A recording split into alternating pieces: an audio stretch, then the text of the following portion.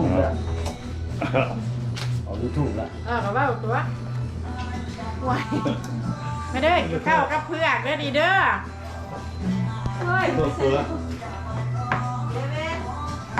พื่อกบ้านเขา พอครัวมาแต่ฮาวายเด้อต้องการซอยติดต่อมาทาง YouTube เพจลาดสมบัติที่ฐานใต้ที่ฐานเหนือย่าง29ของฮอด กินข้าวใบเพื่ออาหารบ้านเขาไปอยู่ใจกันยังบ่ลืมอาหารบ้านเขาเด้อกินข้าวใบเพื่อกเด้อ เดี๋ยวนี้กำลังซอยก้อยกระป๋อมเด้อ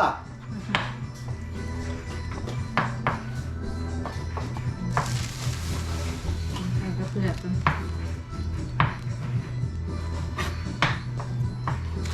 เราจะหาแนวเบ้าเนี่ยจะลงจะแรงเนี่ยจะแบบพอคนมากเพิ่งแยกเบ้า3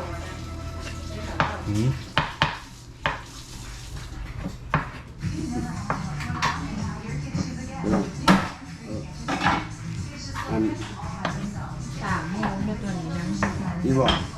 ไว้ท่านเจ้ามูน เมื่อไป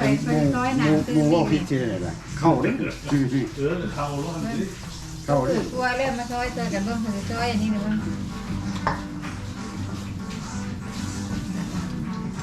ตั้งมันได้อีกหลายบาท แต่ว่าพิจิตรไม่ได้เด้ยูทูบเข้าเลย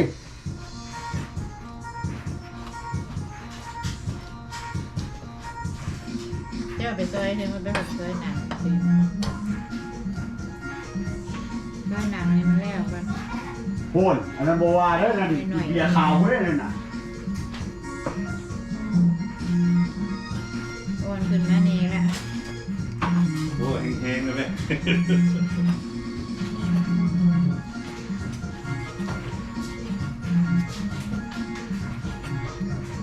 ไม่ใช่ละมาเลย โอ้ยนั่งกันเมื่อย โอ้ยแล้วอะไรติดใจยินหน่อยไม่เงียบเมื่อยละข้าป่าสามัคคีนี่ก็แม่นั่นในซอยนี่ก็แม่นั่นนี่ก็แม่ซอยวันวันจันทร์วันเพ็ญ เจ้าป่วยใส่ตั้งหาซอย โอ้เขาอีก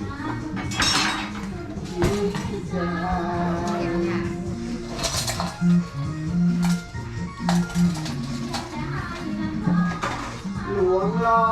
ออกจากน้อยโลแล้วตัวไม้แค่ มองไม่พ้น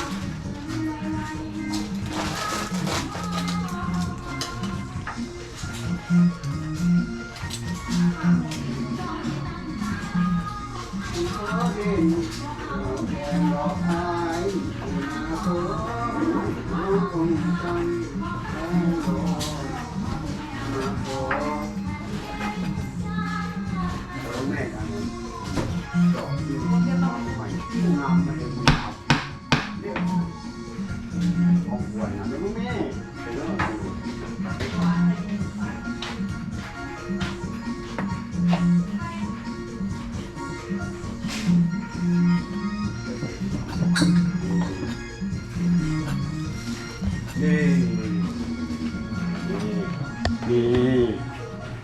ภาพเป็นยังไง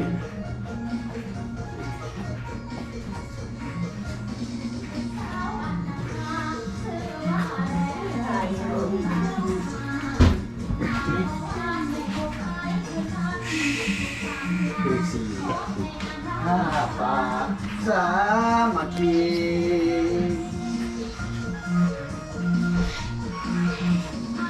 ต้องว่าห้าม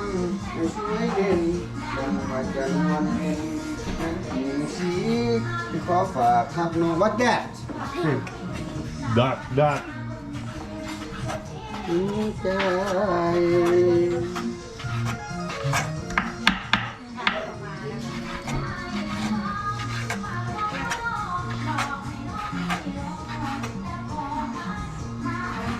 หักแท้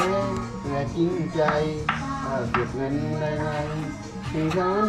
คอ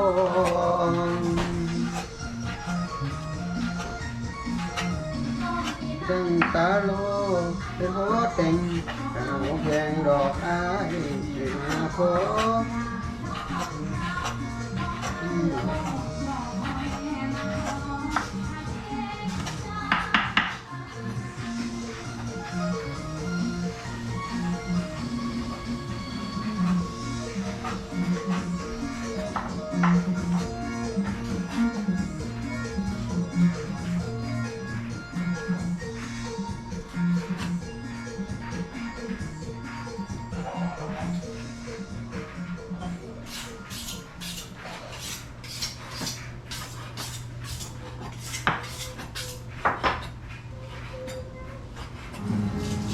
Young man,